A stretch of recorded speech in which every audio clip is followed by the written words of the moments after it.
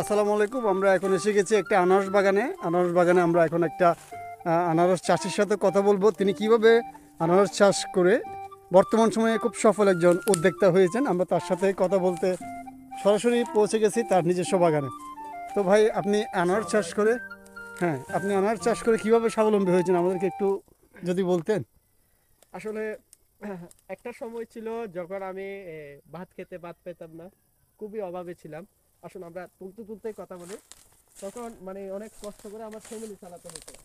জীবনে অনেক হতাশ হয়ে গিয়েছিলাম যে কিভাবে এই পরিবারকে মানে তুলে ধরবো। তখন আমার মাথায় একটা আইডিয়া আছে যে এই জায়গায় আনারস বাগান করলে মনে হয় লাভবান হয়ে যাবে। তো আমি সেজন্য এই আনারস বাগানে আসছি এবং প্রচুর আনারস। বর্তমানে আমি একজন সফল কৃষক এবং চাষি। এই আনারস বাগান করে আমার লাইফটা পাল্টে গেছে ভাই, বলার বাহিরে। দেখুন সব আনারস। ভাই, আপনি কি এটার জন্য কোনো প্রশিক্ষণ নিয়েছেন কিনা? অবশ্যই অবশ্যই, সবচাইতে বড় ইম্পর্টেন্ট জিনিস হচ্ছে প্রশিক্ষণ। এটা যদি না থাকে তাহলে কিন্তু আপনি যে কোনো মুহূর্তে লোকসানে পড়তে পারেন, মানসম্মানে চলে যেতে পারে।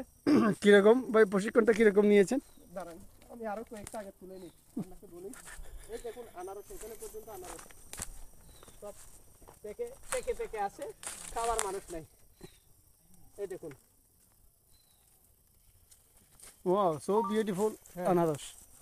এই আনারস, হুম। সবই আনারস। ছোটগুলো কি খাওয়া যায়? হ্যাঁ হ্যাঁ, সব খাওয়া যায়। আচ্ছা আচ্ছা আচ্ছা। আসলে মেইন কথা হচ্ছে কি, হুম আপনি যখন ভাই, আমাদের সময় বেশি নেই, আমাদের চলে যেতে হবে। হুম, কারণ কি ভাই, চলে যাবেন কেন? কোনো মুহূর্তে কৃষক এসে যেতে পারে। আমি অন্যের ক্ষেতের মাল চুরি করে নিজেকে স্বাবলম্বী বানিয়েছি। নিজে বলছেন নিজের ক্ষেত নিজে স্বাবলম্বী হয়েছেন, নাকি আর দিন থেকে চুরি করতেছেন? হাই আল্লাহ। মানে কেউ নিজে কিছু করে বড় হতে পারে নাই, অন্যের জিনিস খাটাইয়া বড় হয়ে গেছে। ওই আর আনারস শুরু করতে পারলে ওই আনারস শুরু